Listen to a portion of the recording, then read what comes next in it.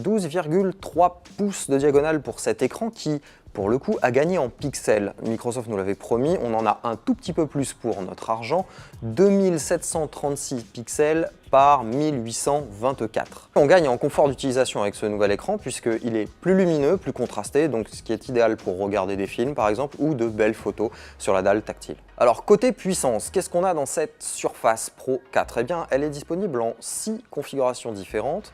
On va du Core M3, donc petit processeur, au Core i7, gros processeur d'Intel, dernière génération, les Skylake. Le modèle qu'on a en main, c'est un modèle à base de Core i5 avec 8 Go de mémoire et 256 Go de SSD. C'est la configuration d'un Ultrabook ou d'un Ultra portable haut de gamme avec suffisamment de puissance sous le clavier pour faire à peu près tout tourner, jeux exceptés.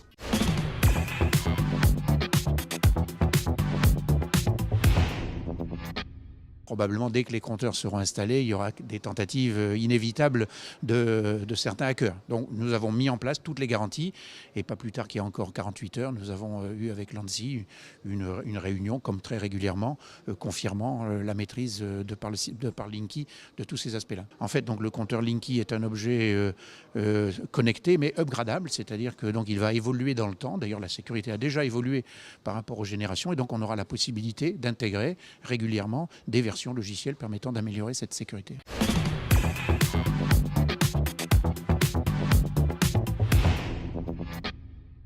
Regardons-le, ce drone étonnant qui a été dévoilé cette semaine, parce qu'il a un look très particulier. Ouais. Ce serait donc quoi? Un drone de... C'est la nouvelle génération de drone livreur. Disons qu'en fait c'est un drone déjà qui est assez spécial, qui est assez étonnant dans son design, hein, puisqu'il est c'est à la fois un quadricoptère, donc il peut monter comme ça à la verticale comme les drones qu'on connaît, les drones grand public, mais il a aussi, et après en fait il change de moteur, il a un moteur à l'arrière et après il peut voler comme un avion. Ce qui est en fait, c'est un double design qui est assez original. C'est pour ça qu'il a cette forme un peu particulière.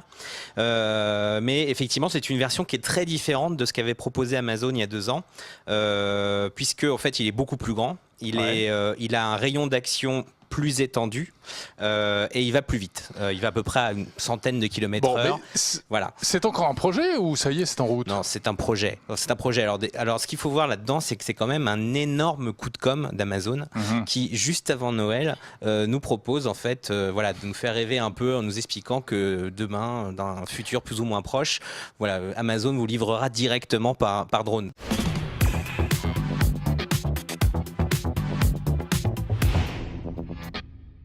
On le voit même à une vitesse assez soutenue, en l'occurrence 130 km/h, la caméra présente au pare-brise indique au véhicule la ligne à suivre. C'est très efficace. Mais forcément, cette technologie, elle détecte lorsqu'on a retiré les mains du volant depuis trop longtemps et elle nous envoie un message d'alerte qui nous invite donc à reprendre la main.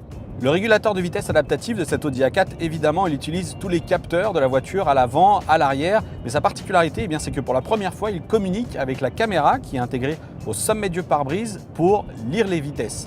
Alors c'est bien d'avoir les panneaux d'affichage qui s'incrustent directement dans l'affichage tête haute, mais c'est d'autant plus intéressant lorsqu'il intervient sur la vitesse de croisière. C'est-à-dire que non seulement je n'ai plus besoin de freiner ou d'accélérer lorsqu'un véhicule me coupe la route, la voiture le fait automatiquement, mais en plus elle va plus loin lorsqu'elle détecte qu'on arrive par exemple dans une zone de chantier, que la vitesse est réduite à 90 km/h par exemple, le véhicule va automatiquement freiner pour réaccélérer ensuite lorsqu'elle lira un nouveau panneau qui par exemple lui indique que la vitesse est de 130 km/h.